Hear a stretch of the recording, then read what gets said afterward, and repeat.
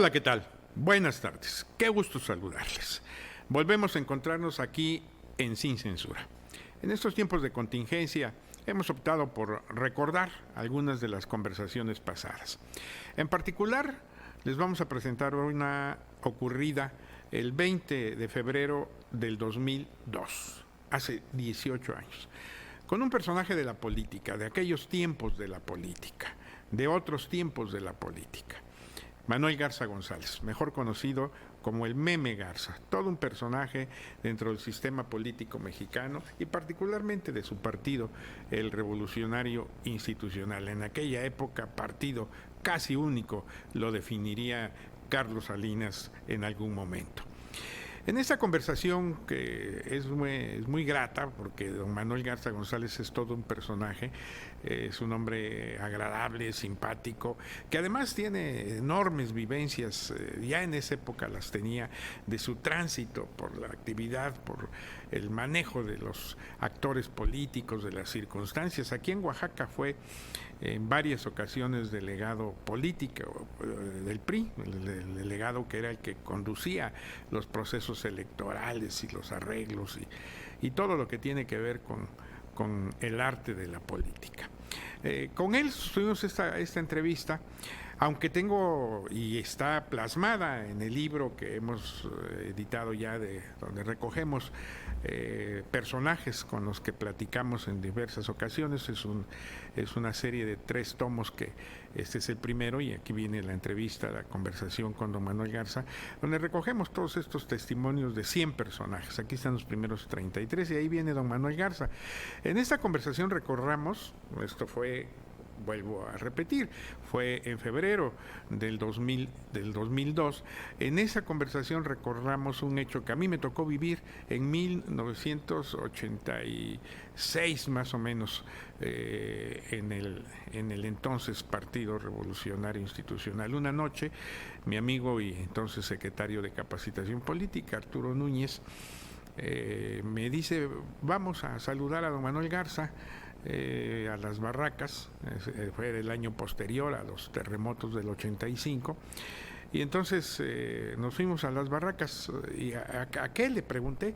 Dice: mañana lo postulan como candidato al gobierno de Tamaulipas. Bueno, de hecho, en aquellos tiempos el ser postulado por el PRI pues prácticamente significaba que iba a ser gobernador. Y las barracas, ¿por qué? Porque después del 86, del terremoto del 85, en el 86, ahí en el estacionamiento del PRI se construyeron precisamente una serie de barracas, así le llamábamos, para los funcionarios que despachaban en el edificio principal, que se había afectado con los sismos. Ya llegamos a saludar a don Manuel, eran como las 10 de la noche, había gran algarabía, varios conjuntos norteños, amigos de toda su vida. Nos recibió Florencio Salazar, que en aquella época era su secretario particular. Y bueno, don Manuel pues estaba obviamente muy contento porque iba a ser gobernador de su estado. Nosotros salimos del festejo hacia las 12 de la noche, yo creo.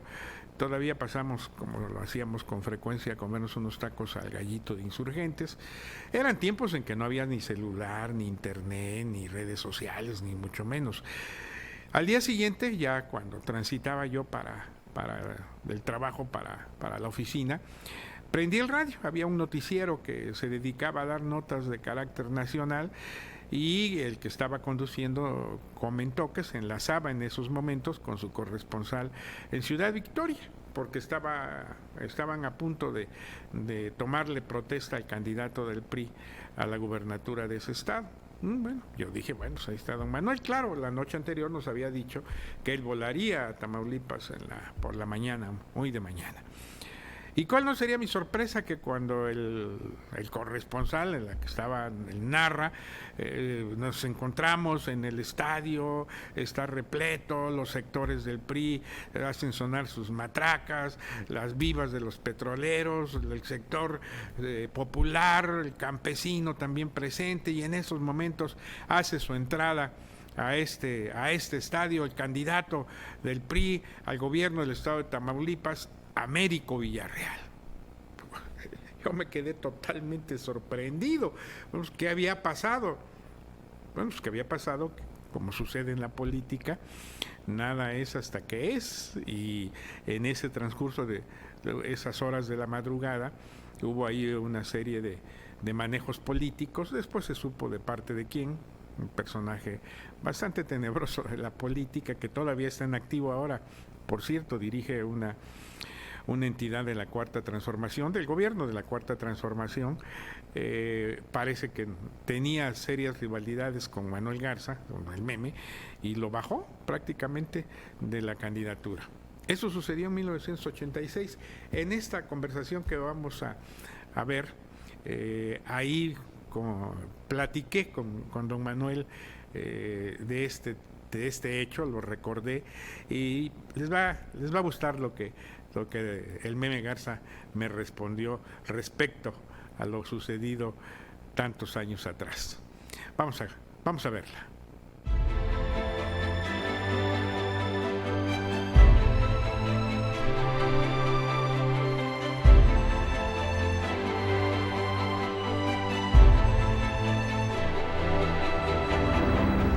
¿Qué tal, amigos? Buenas noches. Volvemos a encontrarnos aquí en Sin Censura. Esta noche hemos invitado a uno de los hombres que más conoce de política nacional. Él ha militado de toda su vida en el Partido Revolucionario Institucional, 2 veces diputado federal, diputado en su natal Tamaulipas, líder del Congreso en su estado, alcalde de Reynosa, delegado del PRI en, diría yo, casi todos los estados de la República, a lo mejor en todos, don Manuel, y un hombre con una gran experiencia de los políticos, diríamos que eran y son paradigmáticos dentro de todo lo que es el arte de la política. Sin más preámbulos, permítanme presentarles y darle la bienvenida aquí a Oaxaca en Sin Censura a don Manuel Garza González. Mucho gusto, don Raúl. Qué gusto. De vuelta podemos platicar y conversar con usted, que siempre es muy agradable poder hacerlo, y bueno, ahora para el público oaxaqueño. Que no es usual que yo aparezca en los medios, es una de mis, no sé si defectos o virtudes, o a lo mejor ahorita defecto, en los tiempos en que el espectáculo avasalló el trabajo de la política, pero a los oaxaqueños no me les puedo negar. No, por supuesto, usted estuvo por aquí en varias ocasiones como delegado del PRI. Claro, sí, hace 1980 ya llovió. Un rato.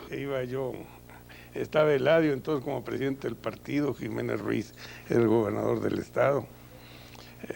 Veníamos a iniciar el proceso para encontrar o echar a andar el proceso interno para sacar a nuestro candidato a gobernador del estado, que en aquella ocasión lo fue, ese espléndido oaxaqueño, hombre de trabajo, serio, muy honesto, a quien yo admiro y respeto, aunque dejé de verlo desde que fue gobernador, no lo he vuelto a ver. Pedro Vázquez Colmenares, ¿sí? De quien yo tengo el mejor de los recuerdos. Así se construye además la vida política, ¿no? Porque a veces no se entiende. Y usted decía algo en este momento interesante, dice hasta que avasalló a la política los medios. Cierto, ha cambiado, ¿verdad? Es decir, ahora como que los medios juegan un papel... Fíjese que sí, y este ha sido un proceso, yo no sé qué tan acordado, qué tan instrumentado, pero es un proceso largo, arranca hace 3 sexenios, por decirlo. Yo creo que a partir de los tiempos de la Madrid, no tan severamente, pero luego con Salinas ya fue muy duro. El quehacer de la política parecía que estorbaba la burocracia tecnócrata que asumió los mandos del país y del partido. De alguna manera empezaron a pensar que los políticos estorbábamos, porque la diferencia de tecnócrata y político, digo yo, que es que los tecnócratas hacen lo que se deba de hacer, aunque no se pueda. Lo intentan, y cuando no se pudo dejar el tiradero, piden más papel, más lápiz, más presupuesto y hacen otro proyecto. Y el político no puede hacer eso. Y además luego tienen que venir los políticos a... puede saber también qué se debe de hacer, pero intenta hacer lo que se puede. Porque cuando un político fracasa, rinde cuentas. Rinde cuentas ante la representación, ante el pueblo, ante ese pueblo olvidado ahora, ante una degradación que sufrimos también como parte de ese proceso de que hablamos de la sociedad civil, de la que somos todos y no es nadie, en la que parece que la sociedad civil son los buenos y los del PRI somos los malos. Hizo esto una perversión del trabajo político. Primero, desacreditar políticos. Después, desacreditar los partidos políticos. Finalmente, desacreditar la política, que en esa etapa estamos. Y si se desacredita y se liquida la política, solo gobierna la fuerza. ¿Será lo que quieren los fascistas, estos que se están haciéndose cargo de las cosas? Claro. Y en ese contexto, don Manuel, pues usted decía hace un momento respecto a quienes gobiernan el país. Bueno, ellos llegaron al poder por una gran mercadotecnia publicitaria. ¿Qué tan válido es todo esto en la política? Si los medios justifican, es decir, si los fines justifican los medios, es válido. El hecho es que la mercadotecnia tiene un sentido, tiene una función, cumple una tarea.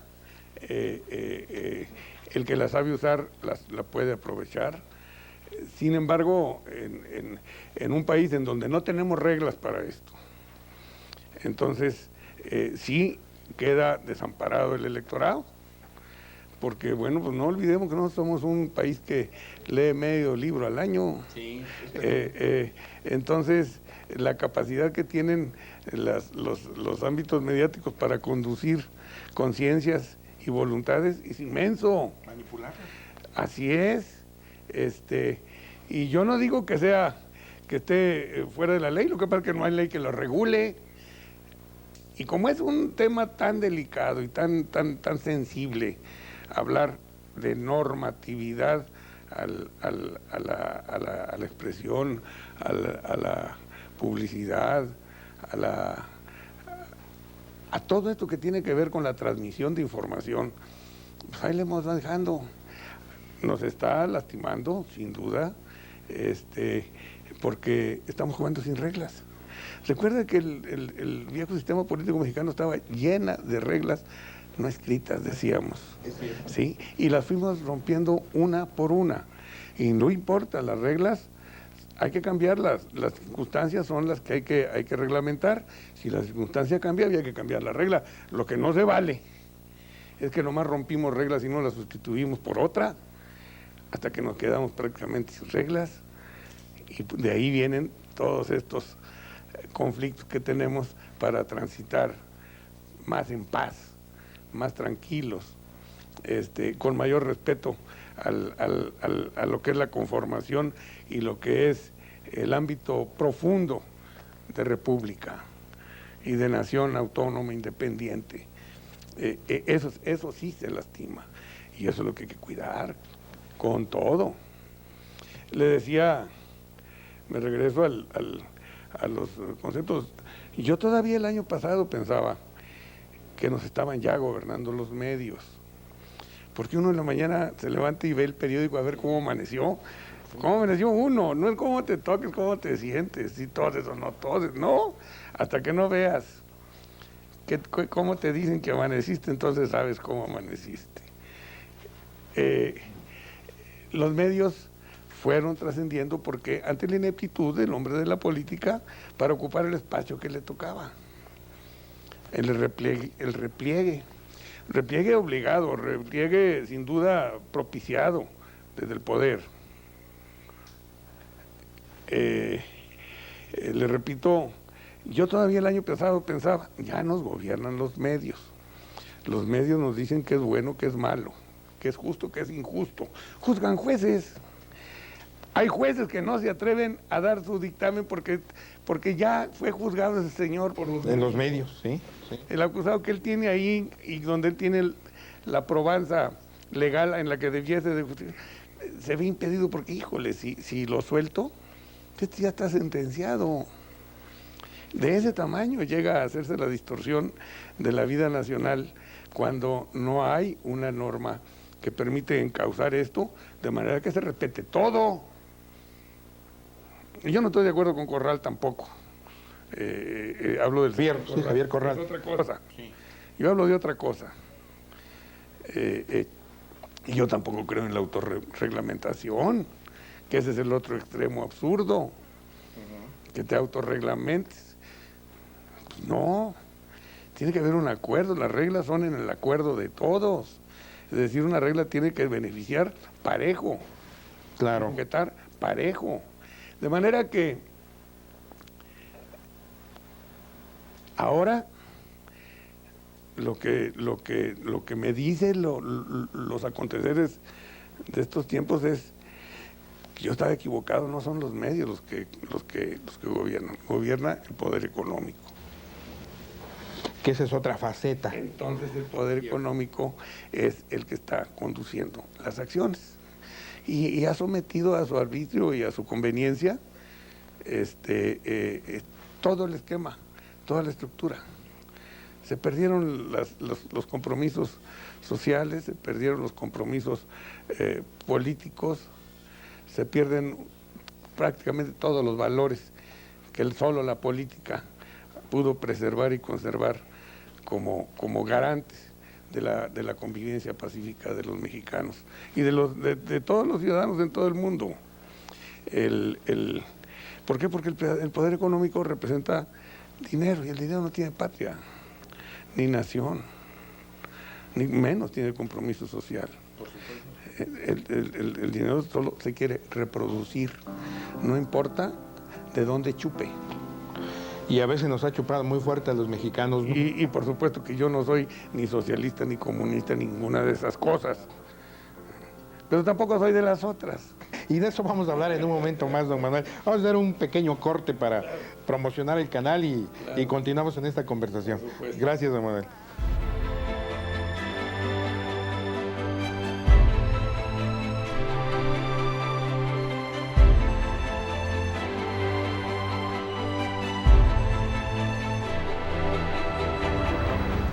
Gracias, amigos. Continuamos aquí en Sin Censura charlando con don Manuel Garza González. Don Manuel, yo me acuerdo mucho de una anécdota en una ocasión.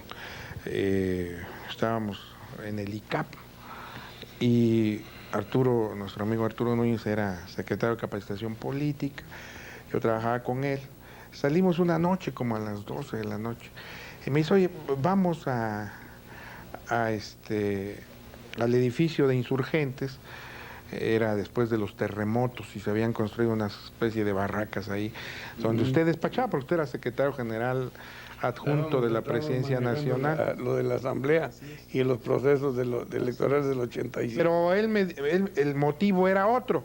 Dice, vamos a felicitar a don Manuel Garza, porque mañana lo van a postular candidato al gobierno de Tamaulipas. Y fuimos a verlo, y había ahí, pues, emoción, pues, porque todo apuntaba que al día siguiente usted iba a ser el candidato. Y bueno, nos fuimos con esa idea, todavía nos fuimos a comer unos tacos, me acuerdo.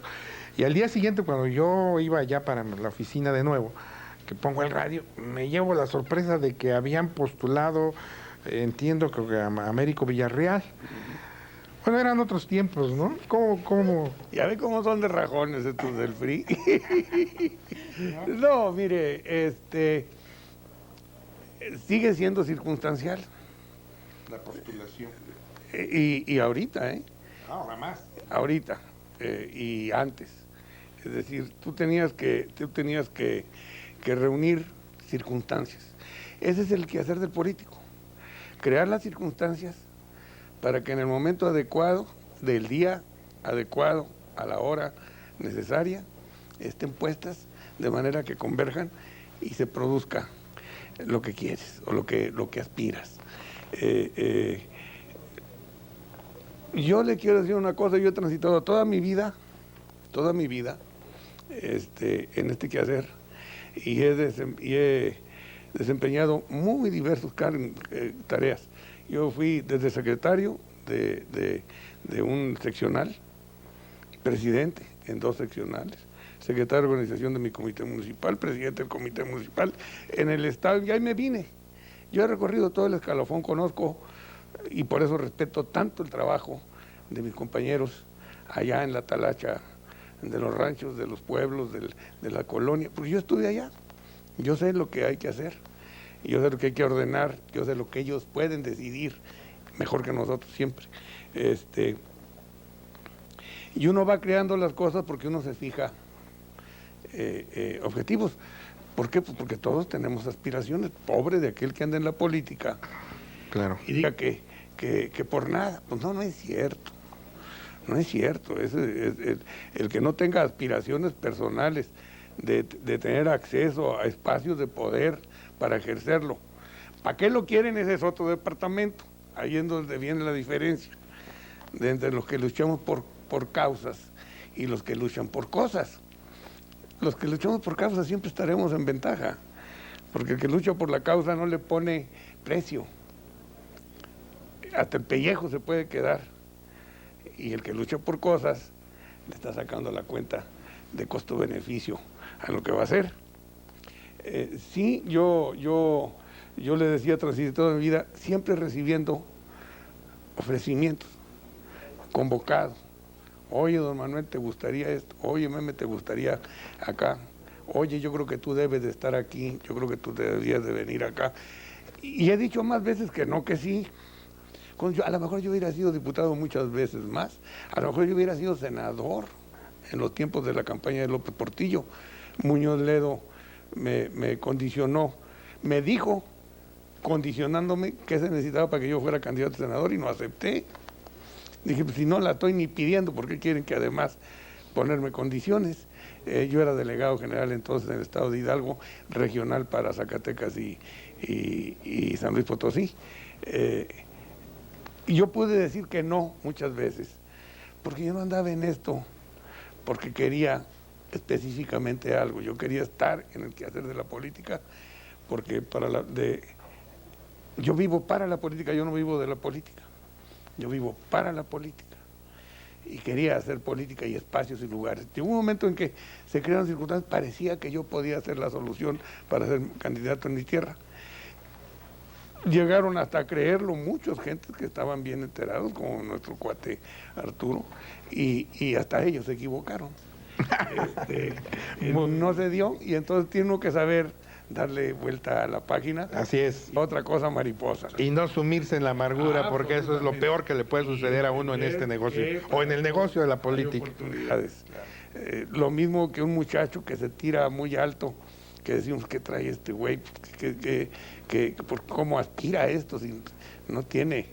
Igual que un viejo que se le pasa la edad, que ande buscando cosas que ya no le tocan.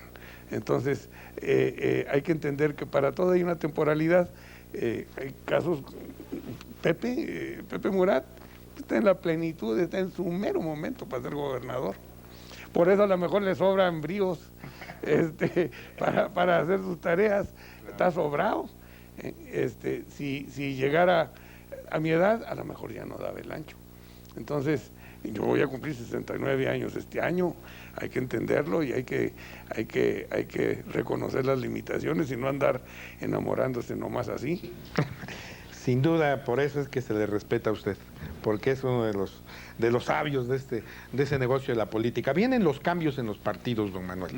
Los 3 principales del escenario nacional, el PRI, el PAN, el PRD, están inmersos en un proceso de renovación de sus dirigencias. De alguna manera, quienes resulten los vencedores de estas contiendas, pues también van a marcar un poco la vida política nacional, porque dentro de cada partido hay tendencias, hay formas de ver la política, hay intereses, hay muchas cosas que están en juego. Roberto Madrazo representa un cierto espectro, una forma de ser política, Beatriz Paredes otra. En el PRD, bueno, hay una línea dura que ve al gobierno de Fox como adversario propiamente, y hay otra línea que está en la línea de buscar acuerdos, de lograr acuerdos con el gobierno foxista, Rosario y Jesús Ortega.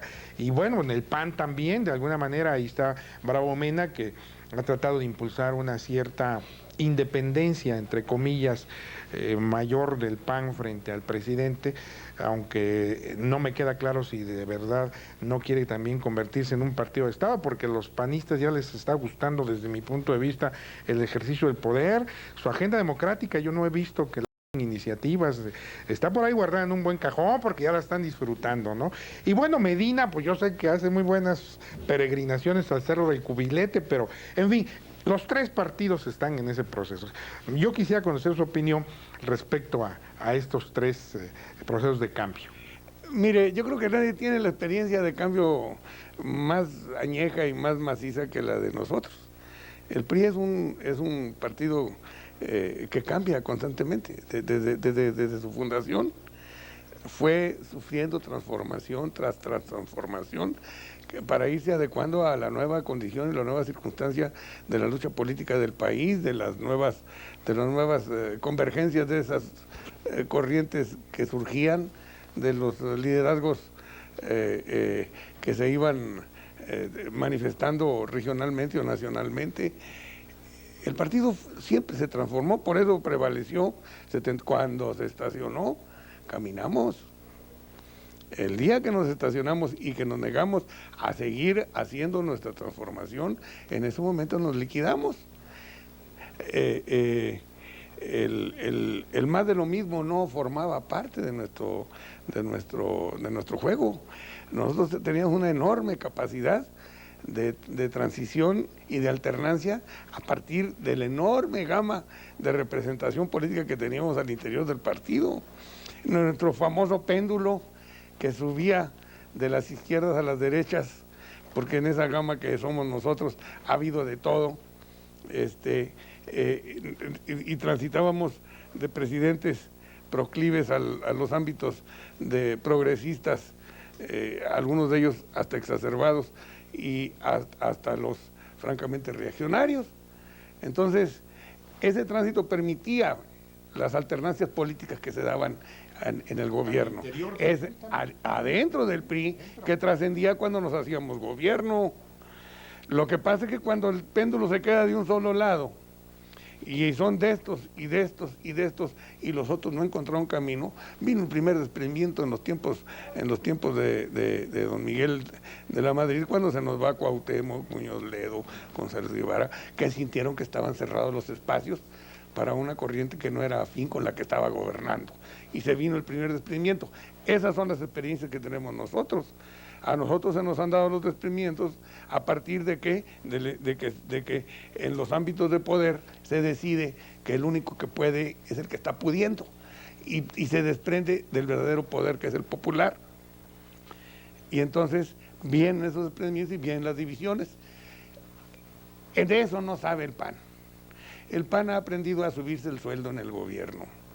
No, yo no le veo mayores, porque además no tienen mayores espacios que lo que han logrado en las regiones. En el gobierno federal no gobierna el PAN, por supuesto que no. Es una cúpula representativa del poder económico.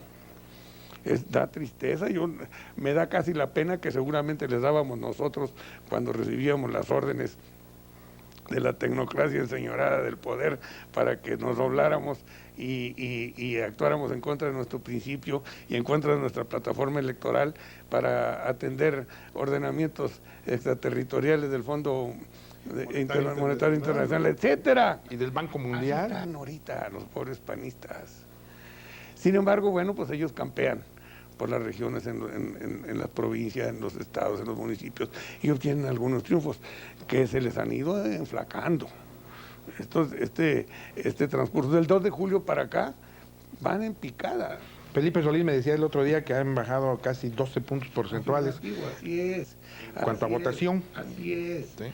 Sí. La ola Fox, el PAN está cosechando la resaca.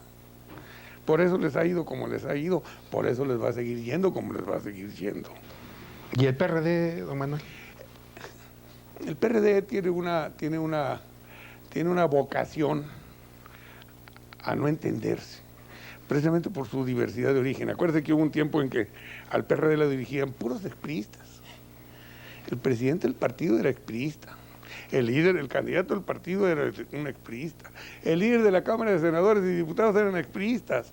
Es decir, todas las partes fundamentales de la conducción de ese partido estaba conducido por expriistas. No es de extrañarse. Ningún partido ha tenido capacidad de crear figuras nacionales como nosotros. Por eso las competencias contra las oposiciones, habló, izquierdas y derechas, siempre fueron desventajosas para ellos, porque ellos no habían tenido los espacios para formar verdaderos liderazgos nacionales. Un lamentable ejemplo de esto es, un ejemplo es Cloutier, que se empezó a formar y lamentablemente lo perdimos porque era un valor a la política sin duda, aunque yo tuviese muchos desacuerdos. Yo fui amigo de Cloutier, él es Exatec también, él es gente que en su oportunidad fue priista. Sí, así sucede. ¿Y a quién le va? ¿A Roberto o a Beatriz? Yo le voy al PRI. Mire, les decía a los dos que son mis amigos y a quienes estimo, respeto y les guardo la mayor de las consideraciones, aunque sea por diversos motivos, pero a los dos los quiero y los respeto. Los dos me hicieron el favor de invitarme a sus campañas. Los dos me hicieron el favor de hacerme sus comentarios desde hace rato. Con Roberto he platicado desde hace mucho tiempo, desde que aspiraba contra Paco La Bastida. Y yo me acuerdo que Roberto le dije a aquella ocasión, fíjate que si yo tuviera que escoger mi cuate, tú eres, pero yo no tengo edad para andar perdiendo y tú no vas a ganar. ¿Por qué? Bueno, pues porque el jefe del partido quiere que sea La Bastida y así fue. Y echamos a andar el aparato y lo planchamos a Roberto. Pues yo estuve en ese aparato. Ese aparato ya no está, se hizo 100 pedazos. Se hizo 100 pedazos y cada pedazo tiene 10 cabezas. Entonces, aquel que tenga la habilidad y la capacidad de tejer acuerdos entre esas diversidades de intereses y de liderazgos regionales, ese es el que va a lograr esta conducción. Muy bien. Pues muy interesante, don Manuel, de veras que es todo un placer platicar con usted. Desafortunadamente se nos terminó el tiempo. Yo le agradezco mucho su presencia aquí en Sin Censura y pues algo que quisiera usted agregar. Bueno, primero agradecerles esta oportunidad, decirles que los hombres del PRI seguimos pensando en que siempre tendremos algo que arreglar, siempre tendremos algo que mejorar, empezando por nosotros mismos, que seguiremos siendo la mejor alternativa, las pruebas lo dicen así, esta alternancia en que al darse perdimos nosotros el poder ejecutivo, más no la representación popular, contra lo que muchos pregonan, el PRI no perdió. El elector solo distribuyó el poder, le dio un pedacito a cada quien, somos el contrapeso y lo estamos ejerciendo y lo vamos a seguir ejerciendo. Muchas gracias, don Manuel. Qué gusto saludarlo. Amigos, buenas noches. Hemos llegado al término de Sin Censura por esta ocasión. Ya saben qué día es, ya saben a qué hora es, ya saben en qué canal es. Nos vemos el próximo miércoles. Los quiero mucho. Que Dios los bendiga. Buenas noches.